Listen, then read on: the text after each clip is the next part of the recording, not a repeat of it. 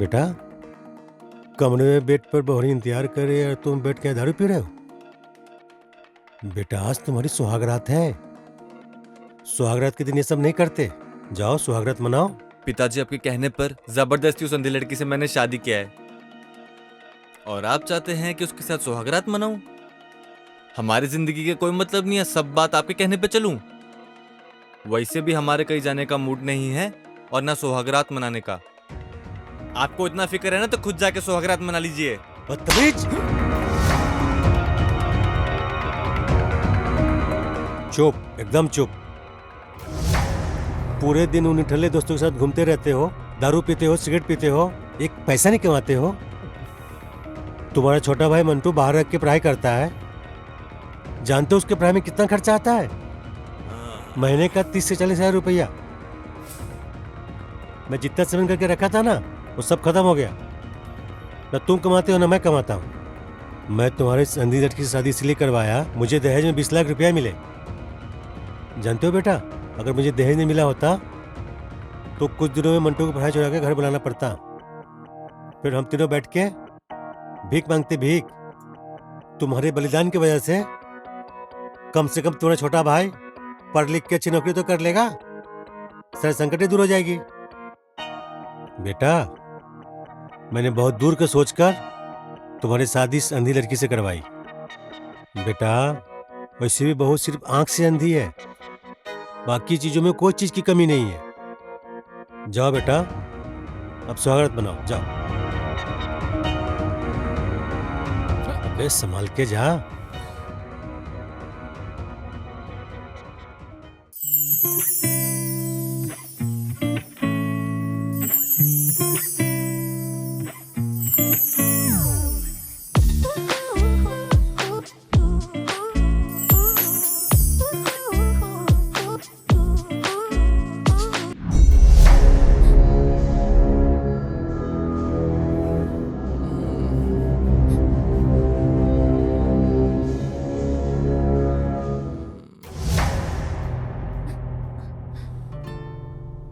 आप आ गए।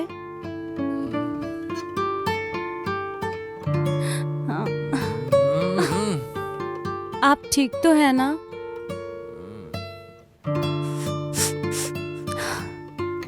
आपने ड्रिंक कर रखा है?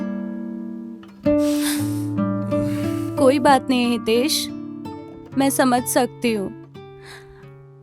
आपके भी हजारों सपने होंगे ना, और मुझसे शादी करने के बाद आपके सारे सपने टूट गए होंगे ना। आप बहुत परेशान हो रहे होंगे ना कि आपको सारी जिंदगी मेरा बोझ उठाना पड़ेगा। मगर आप टेंशन मत लीजिए, मैं ज्यादातर काम खुद से कर लेती हूँ। बस कुछ चीजों में आपकी जरूरत जरूर पड़ेगी, क्योंकि वो क्या है, ये जगह नहीं है ना मेरे लिए। मगर धीरे धीरे मैं हर चीजों से वाकिफ हो जाऊंगी और फिर मैं आपको किसी भी चीज के लिए परेशान नहीं करूंगी।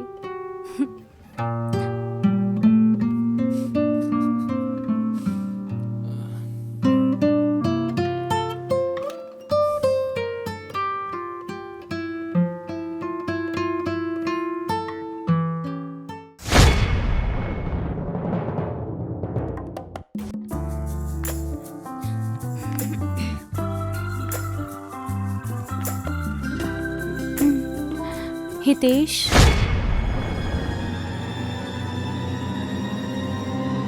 देखिए मैं आपकी नाराजगी समझ सकती हूँ, मगर इसका ये मतलब तो नहीं है ना कि आप मुझसे बात भी ना करें। हितेश, इसमें मेरी क्या गलती है अगर भगवान ने मुझे अंधा बनाया? मैंने थोड़ी ना कहा था मेरे माँ बाप से कि मेरी जबरदस्ती शादी करा दीजिए। अगर मेरे माँ बाप ने मुझसे जबरदस्ती शादी करा दी तो इसमें मेरी क्या गलती है? बोलिए मुझे, देखो मुझे, क्या कमी है मुझ में? ऐसा क्या नहीं है मुझ में जो एक औरत में होना चाहिए? हितेश, मेरे अंदर भी जान है, मेरे भी कुछ सपने हैं हितेश। मैंने अपनी सारी जिंदगी अंधेरे और अकेलेपन में बिताई है और अब मैं चाहती हूँ कि मैं अपने पति की बाहों में सारे गम भुला दूँ।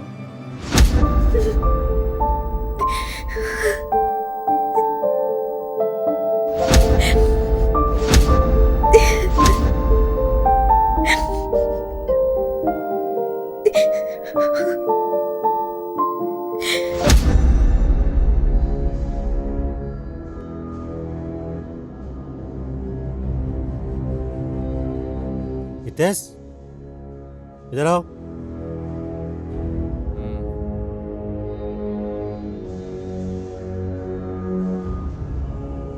बेटा, तुम्हारी बीवी है, मेरी बहू भी है, ऐसा नहीं करते। पापा जी आखिर उसके साथ हम क्या करें? मेरा पत्नी है, क्या प्रॉब्लम है? प्यार नहीं हो सकता पापा जी, आप समझो मेरी बात को। बेटा, प्यार करने से प्यार होता है। पापा जी आपने मेरी पूरी जिंदगी तबाह कर दी। अभी आगे आप कुछ मत बोलिए, ठीक है? हमारी मर्जी है, आपको बहू रखना है तो रखो, नहीं रखना तो निकाल दो। मैं जा रहा हूं यहां से।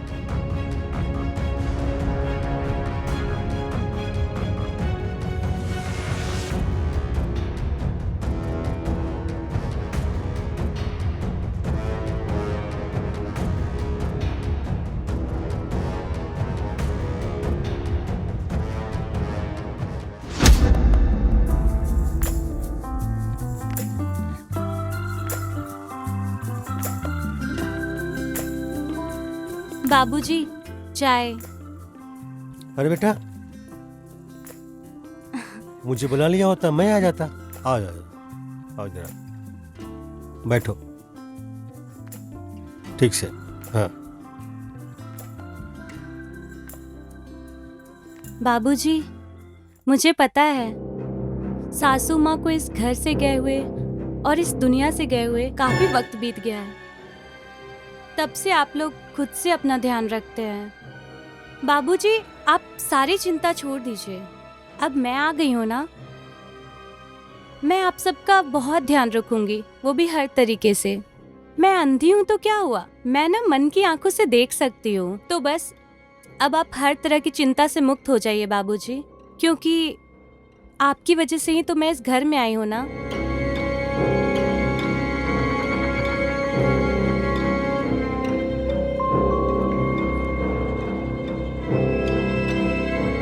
बाबूजी, हाँ? चाय कैसी बनी है? बहुत बढ़िया चाय बनी। जी बाबूजी। तुम्हें कोई चीज़ की तकलीफ हो ना जी तो मुझे बताना, ठीक है? जी बाबूजी। तो चाय पी? जी मैंने पी ली है। बहुत बढ़िया।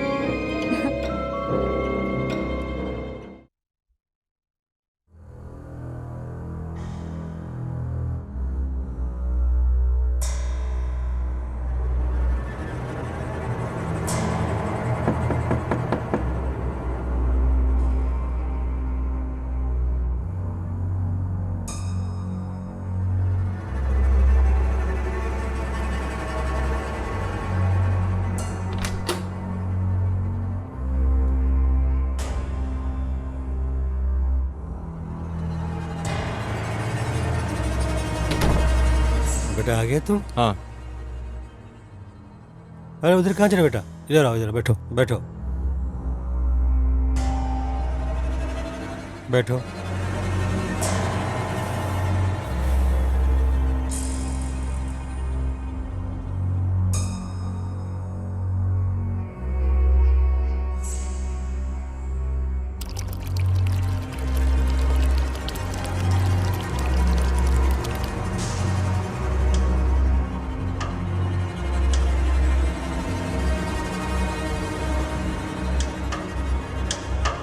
अरे बेटा, पियो पियो, कोई नहीं। मैंने सुना है कि एक उम्र के बाद में बाप बेटा नहीं रहते, दोस्त बन जाते हैं। पियो पियो पियो, कोई नहीं। तुम हमें अपना दोस्ती समझो। चलो, चीयर्स।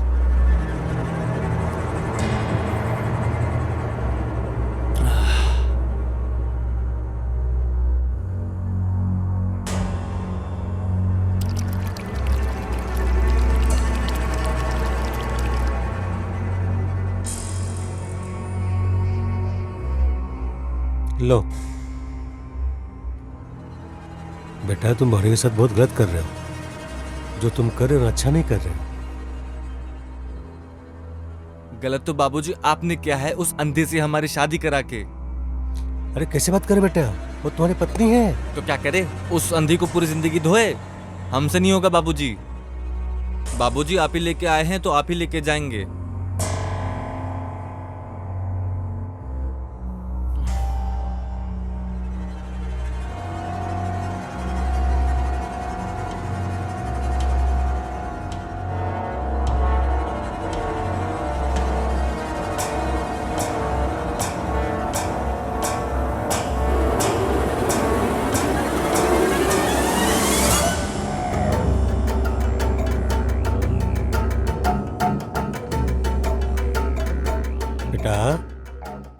अपना घर छोड़ के आई है।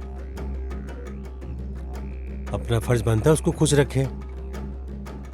ले लो, पी लो, थोड़ा सर दर्द कम हो जाएगा। ले लो, पियो।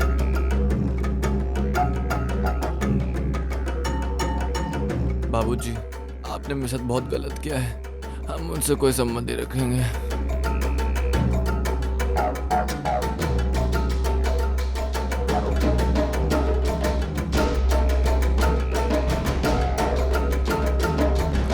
तुम्हारा काम तो मुझे करना पड़ेगा।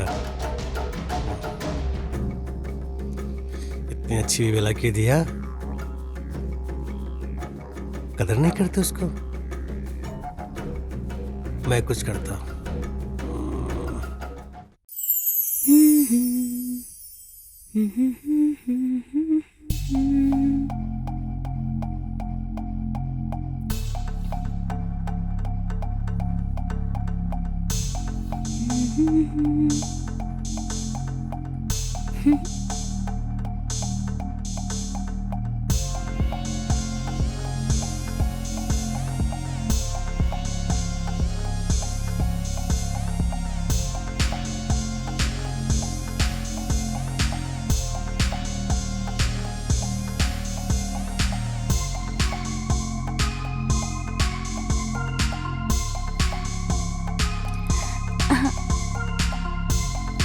अरे आप आ गए। थैंक्स, आप बाबूजी के कहने पे मेरे पास आ गए।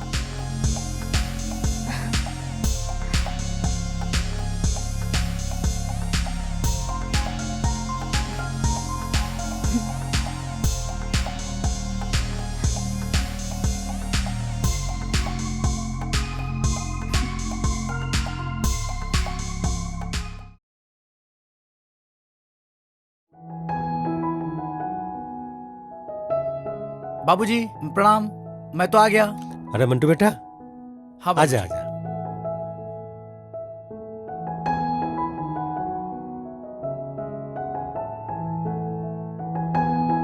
कैसे हैं बाबूजी आप?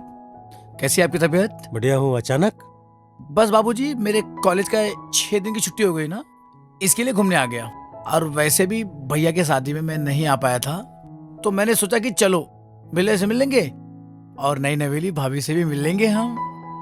वैसे भैया कहाँ हैं? अरे होगा क्या, वही अपने वाले दोस्तों के साथ होगा। हाँ। सुट्टा मर रहा होगा। और भाभी?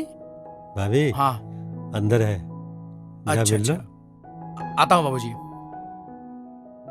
भाभी जी, भाभी जी, भाभी जी कहाँ है? अरे इधर।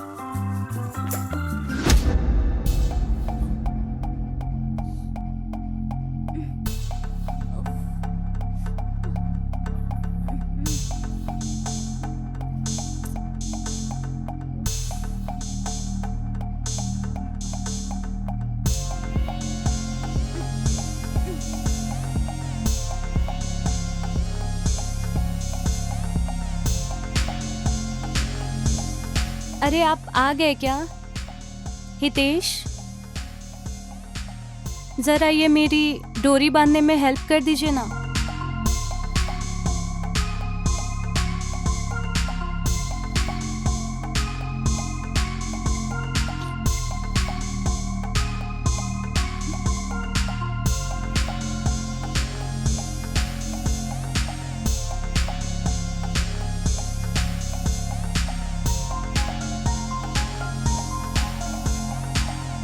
अरे बाबूजी ने ऐसा क्या समझा है कि आप रात की बजाय दिन में भी रोमांटिक होने लगे?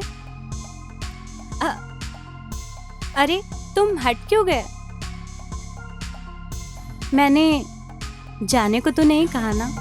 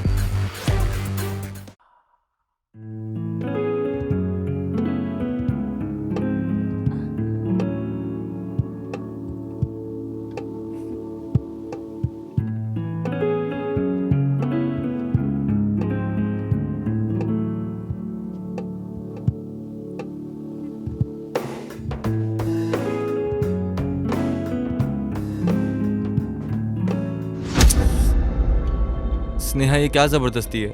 मैंने तुमसे कितनी बार बोला है कि हमको बिल्कुल पसंद नहीं है ये सब चीजें। मेरा तुम्हारा कोई वास्ता नहीं है, ना तुमसे कोई प्यार है, ना कोई लेना देना है। मैं तुमसे दूर रहना चाहूंगा, प्लीज हाथ मत लगाओ। क्योंकि जो मैं सोच के रखा था वो सारे सपने हमारे टूट गए। ये सब आप क्या कह रहे हैं? वो सब क्या था जो हमारे बीच कल रात और आज दिन में हुआ? कल रात को तो मैं दारू पी के बाहर सोया हुआ था। उसके बाद सुबह उठा तो दोस्तों के साथ निकल गया। मैं तो आज आया अभी। मेरे दूर रहने से लगता है तुमको नजदीक आने के सपने आ रहे हैं आजकल। और सुनो, मोंटी का ध्यान रखना, अच्छे से खिलाना पिलाना, क्योंकि उसकी वजह से ही आज हमारी शादी हुई है।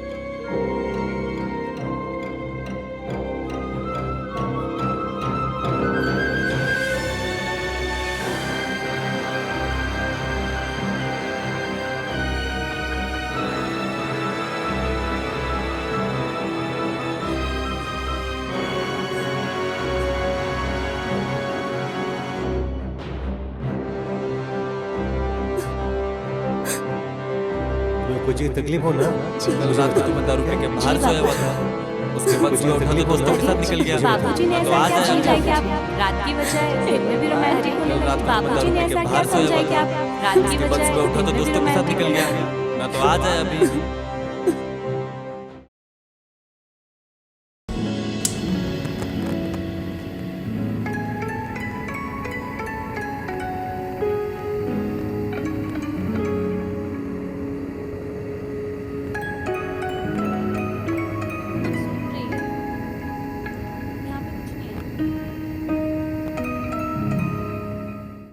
बेटा, बहू कप की चाय पियोगे ना, मजा आ जाएगा। बहुत अच्छी चाय बनाती है।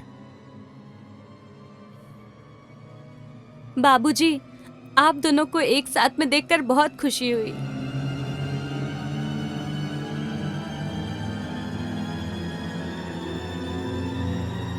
भाभी जी,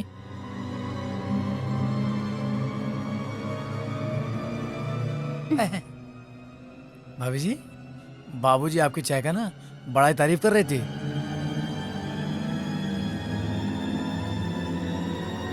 भाभी जी, बाबूजी सही बोल रहे थे। आप तो पूरे सॉस से भरी हुई हो। मजा आ गया चाय पी के, माँ कसम। मैंने कहा था ना, हाँ, मेरी बहू जिस चीज को छू देगी ना, उसका टेस्ट बदल जाता है। बाबूजी, मुझे ना आप लोगों को एक कहानी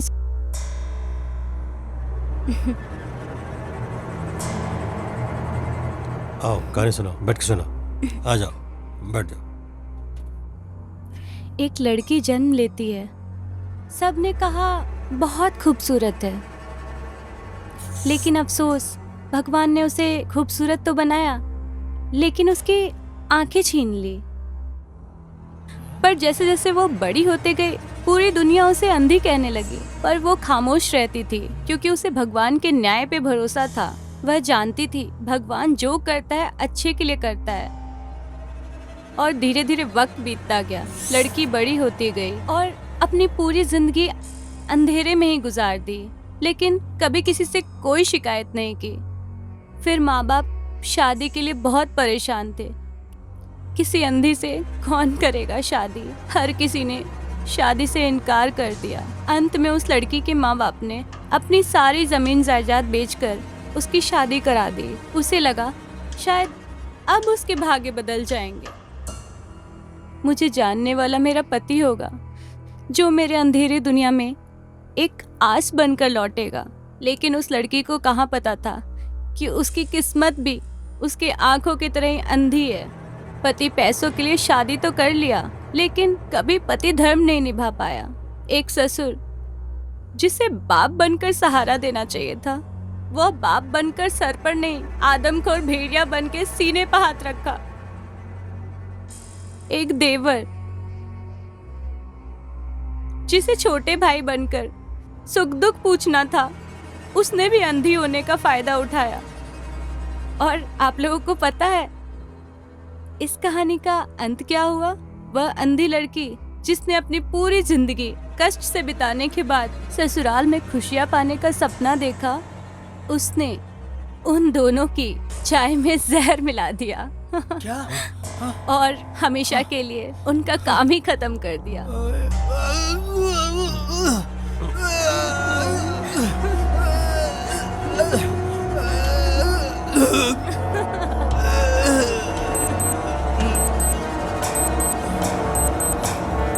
इस कहानी का अंत हो गया।